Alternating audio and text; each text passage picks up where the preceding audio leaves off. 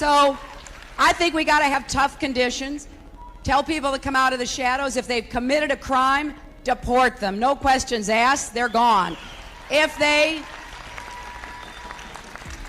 been working and are law-abiding, we should say, here are the conditions for you staying. You have to pay a stiff fine because you came here illegally. You have to pay back taxes, and you have to try to learn English, and you have to wait in line.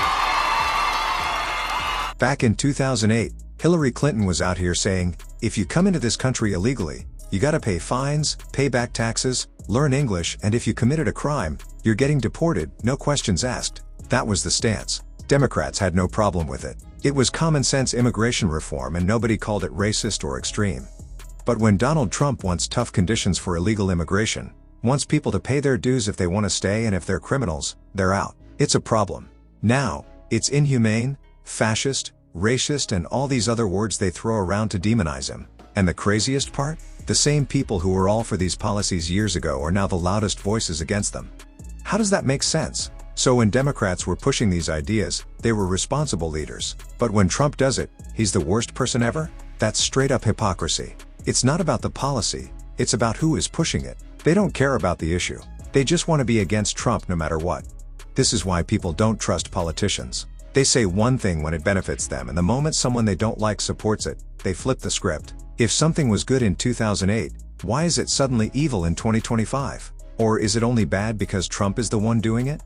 Take a look at this clip from 2006 of Joe Biden talking about immigration and border security. A country that is an erstwhile democracy where they have the greatest disparity in wealth. It's one of the wealthiest countries in the hemisphere. And because of a corrupt system that exists in Mexico, there is the 1% of the population at the top, a very small middle class, and the rest is abject poverty. Folks, I voted for a fence. I voted unlike most Democrats, and some of you won't like it. I voted for 700-mile fence. But let me tell you, we can build a fence 40 stories high, unless it changes the dynamic in Mexico. And you will not like this. And punish American employers who knowingly violate the law when in fact they hire illegals. Unless you do those two things, all the rest is window dressing. Now I know I'm not supposed to say it that bluntly, but they're the facts. They're the facts. And so everything else we do is in between here. Everything else we do is at the margin. The reason why I believe the fence is needed is not related to immigration as much as drugs. I'm the guy that wrote the National Crime Bill. I'm the guy that wrote the National Drug Act. I'm the guy that wrote the law that set up a drug czar. And let me tell you something, folks. People are driving across that border with tons, hear me, tons of everything from byproducts from methamphetamine to cocaine to heroin. It's all coming up through corrupt Mexico. So I would have, as they say in the southern part of my state, I'd have an altar call with those boys. I'd have a little common Lord meeting. You think I'm joking? I'm not joking. Then you know about me. I've been doing this a long time. I've known every single major world leader in every country for the past 20 years. And I know a lot of them well because they came up like you guys in business. I've been a senator, there's only 4 senators split one in the history of the United States Senate. There's 44 senators.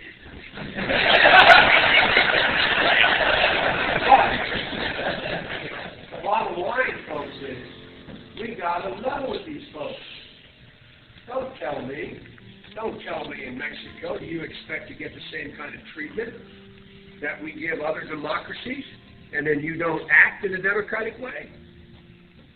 Not on my watch. Not on my watch. Yes, sir.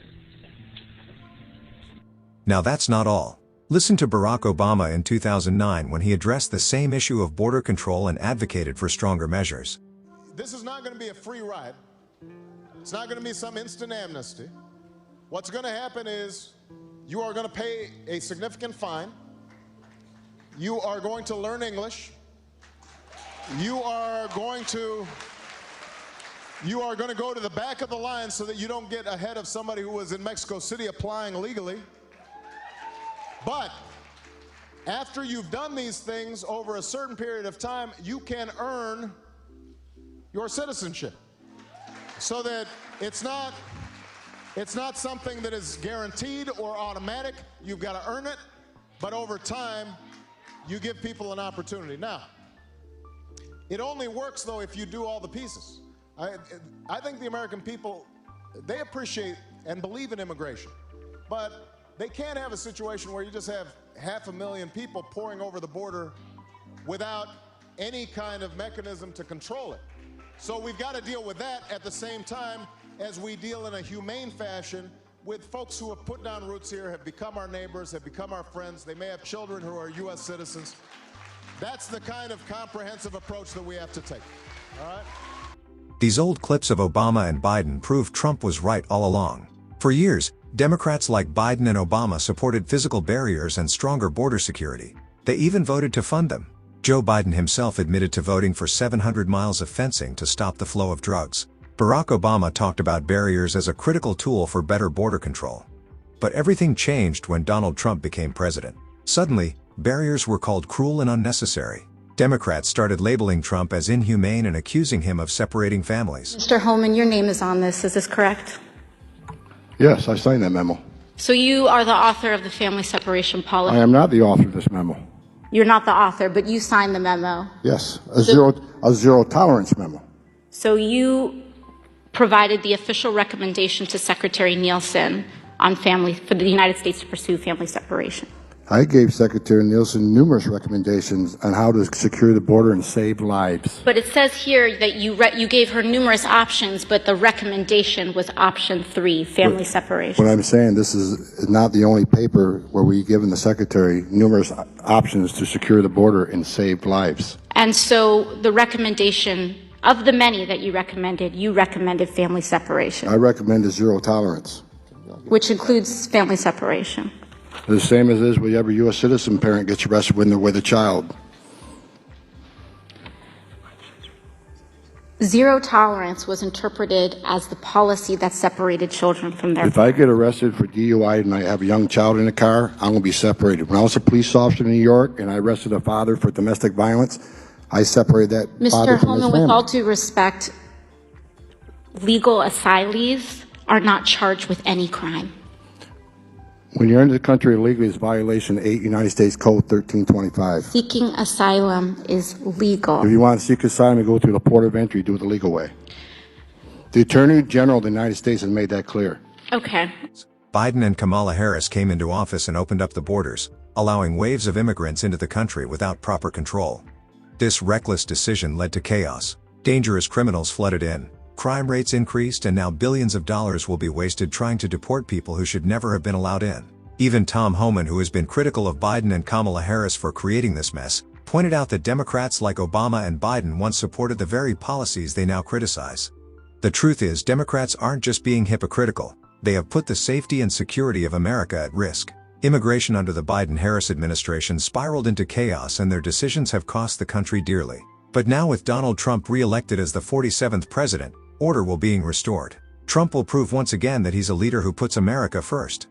Trump and Homan were right all along. Democrats have shown their true colors, and it's time to support leaders who are committed to protecting our country and keeping Americans safe. Yesterday I gave out 115 miles worth of wall. 115 miles in Texas. And it's going to be built, hopefully rapidly. I'm going there at the end of January for the start of construction. That's a big stretch, because we're talking about 500 to 550 miles total. It's a 2,000-mile border, but much of it has mountains and region where you can't get across.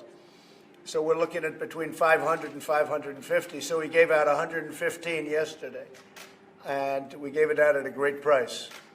So we're going to have Great Wall there, and we have other sections to give out. One other thing people don't understand or know or whatever, but they might as well, is because they're not really told.